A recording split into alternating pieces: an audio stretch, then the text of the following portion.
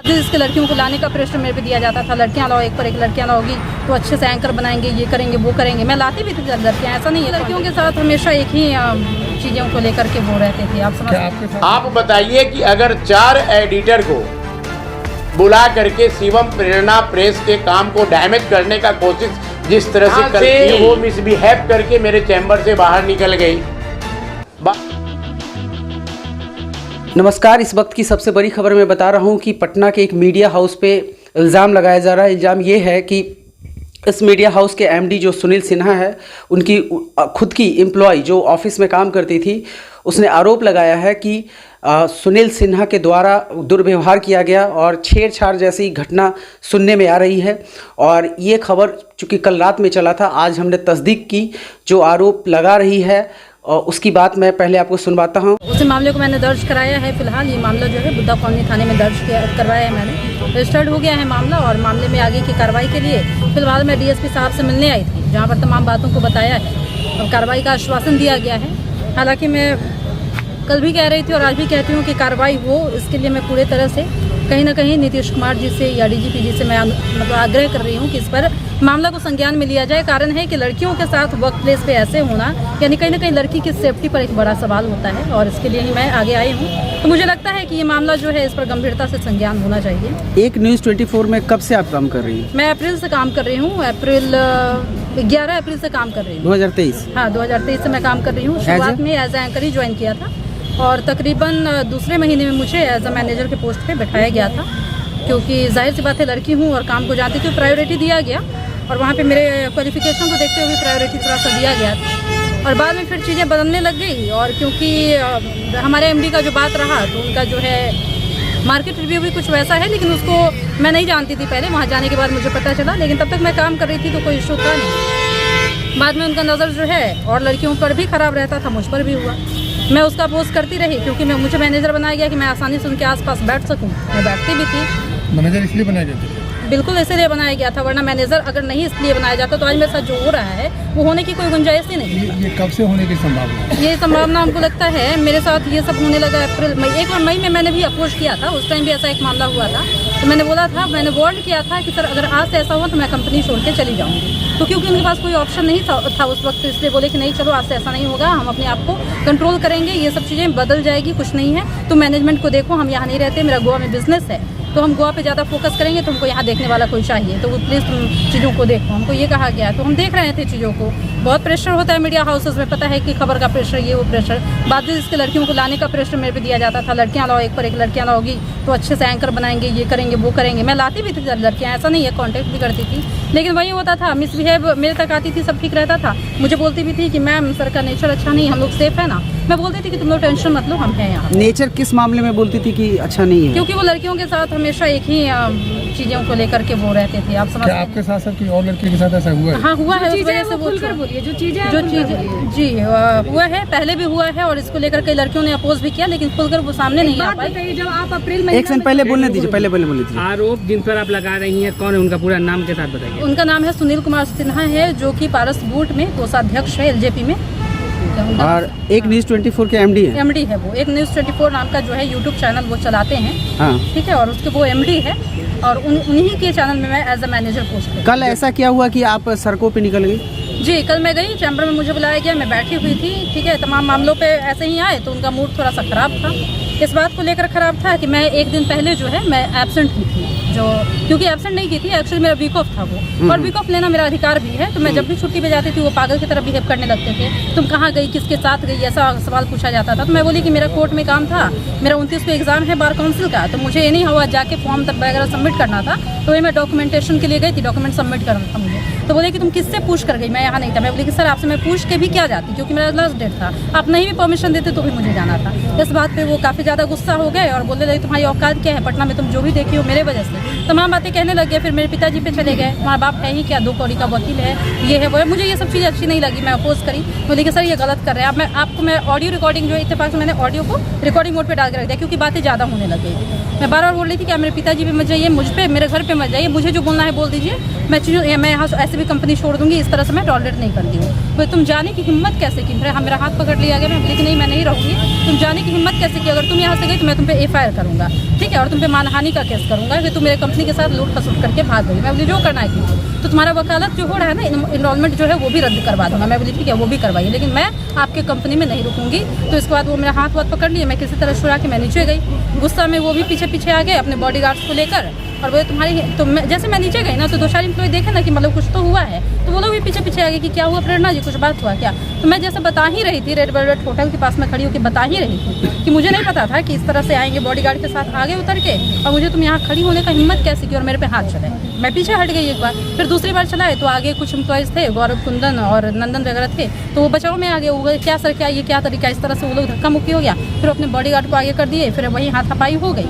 काफ़ी ज़्यादा भीड़ लग गया, सड़कों में भीड़ लग गया, लोगों ने वीडियो बनाया, लोग बोल भी रहे थे कि ये गलत बात है, इस तरह से लड़की पे हाथ उठाना बिस्तर पे कहाँ तक सही है। इस कारण मुझे बोला कि तुमको देख लूँगा मैं, पटना में तुमको रहने नहीं दूंगा, न तुमको वकालत करने दूंगा, न किसी फील्ड में तुमको रहने दूंगा, तुमको मैं देख लूँगा तुम क्या कर लेते हो, ठीक है। यही सब तमाम बातें बोलने लगे, फिर खींच के लोग सब ले गए उनको। आपका जो वर्तमान पता है, पता पटना में रहती है? हाँ, अभी मैं पटना में रहती हूँ और मैं हाजीपुर की रहने वाली हूँ। अच्छा, हाजीपुर की रहने वाली हूँ। अच्छा, यहाँ पे आपके पिता वकील हैं? हाँ, मेरे हाई कोर्ट में? जी नहीं, मेरे पिताजी सिविल कोर्ट में वकील है। अच्छा, ठीक है ना। और हाँ, मैं भी यहाँ पर मीडिया हाउस में काम कर रही थी, लेकिन मैं भी हाई कोर्ट ही ज्वाइन करने जाना चाहती थी, जो ये नहीं जाने दे रहे थे, क्योंकि मेरा ऑलरेडी वकालत का कंप्लीट हो चुका है। अच्छा। और मुझे प्रैक्टिस करना है, तो इसके लिए मैं जाना चाह रही थी, जो मुझे नहीं जाने दिया जा रहा। चाहते क्या थे आपसे, आपको क्या लगता है आपके MD क्या चाहते थे? तो वो मुझे दिल्ली जाने का प्रेशर बना रहे थे। दरअसल संजीव हंस का एक मामला था, तो उसमें इनका कहना था कि तुम ड्राफ्टिंग करो, मैं तुमको 1 लाख रुपया ट्रांजैक्शन कर दूंगा। मैं बोली कि देखिए सर, ऐसा है कि मेरे घर से पटना के बाहर जाना अलाउड नहीं है। रही बात ड्राफ्टिंग की, तो मेरे से बड़े बड़े वकील इस केस पे काम कर रहे हैं, आपका केस सही डायरेक्शन में है, सुपरविजन नोट भी मैंने पढ़ा है।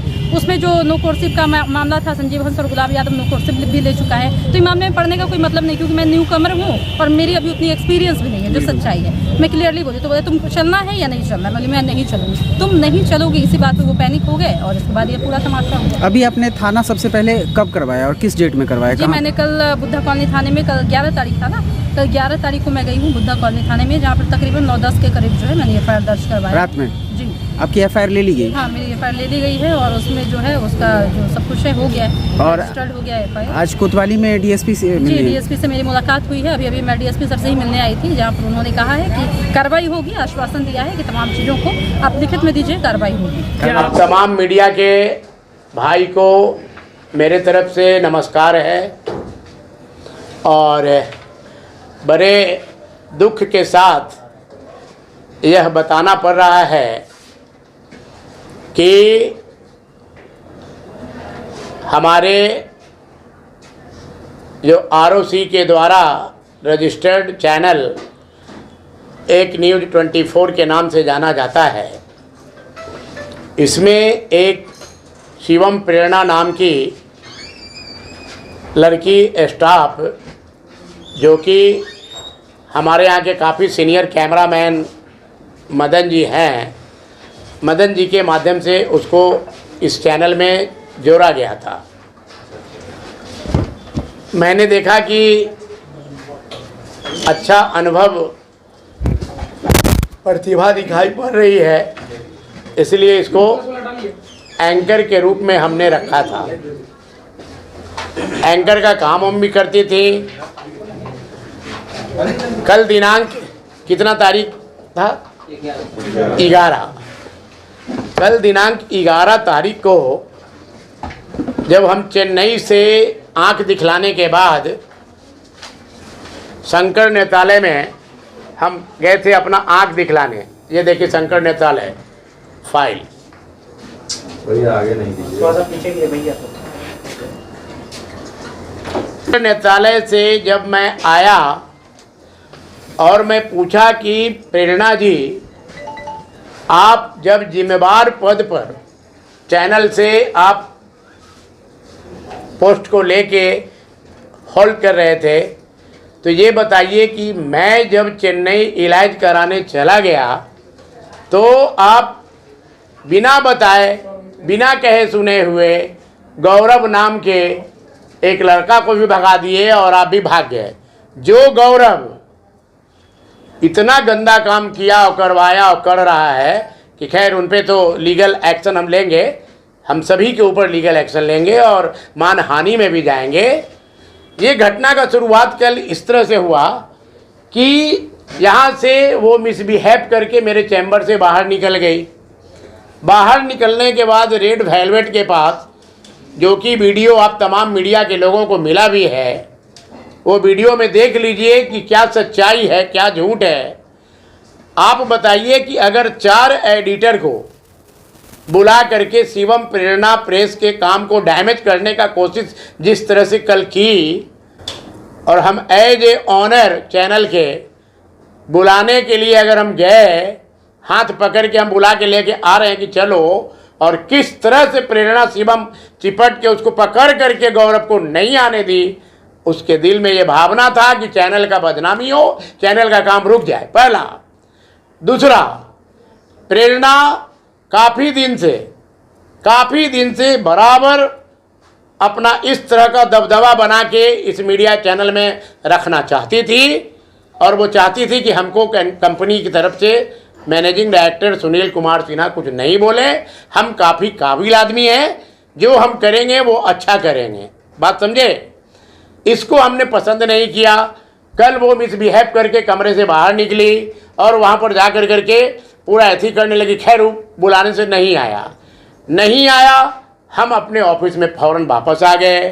वापस आने के बाद चुपचाप सब बात को भुतला के बैठ गए। कल रात में हमको पता चला कि ऐसा जो है बुद्धा कॉलोनी थाना में वो लिख करके कुछ दी है।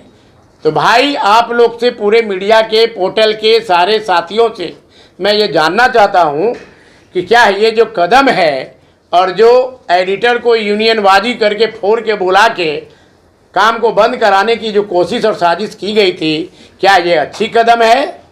नंबर 2, स्कूटी दिलाने के लिए कई माह पहले हमको वो एक कोटेशन ला के दी।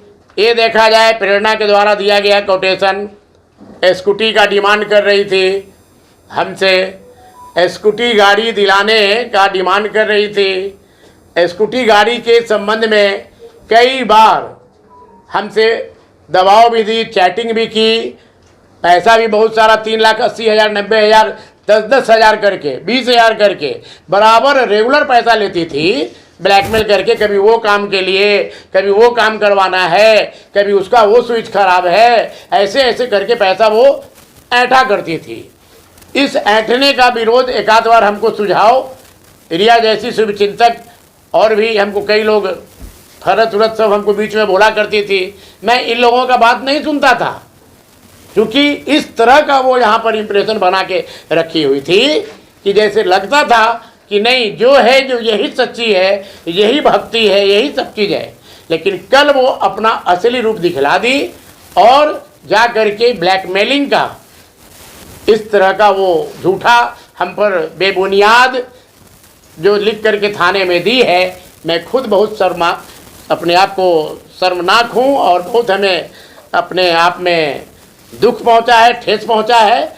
मैं सिर्फ इस बदनामी के लिए, मैं इस जो प्रतिष्ठा का हनन के लिए मैं मानहानि में भी जाऊंगा। और मैंने इस केस की जानकारी माननीय कोतवाली डीएसपी महोदय को भी दे दिया, और थाना प्रभारी नई जो पिंकी जी आई हैं बुद्धा कॉलोनी की, उनको भी सारा जानकारी दे दिया। और मैंने बोला भी कि मैं अपने तरफ से भी सारा एविडेंस के साथ पक्ष आपको आज दूंगा। जो भी आप मीडिया के भाइयों से फ्री होंगे तो सभी को हम जा कर के वहाँ अभी लिखा पढ़ी करके देने वाले हैं। बाद का जो एक्शन कार्रवाई है वो हम करेंगे। तो बने रहे हमारे साथ, अपने प्रतिक्रिया और विचार हमें बताइएगा।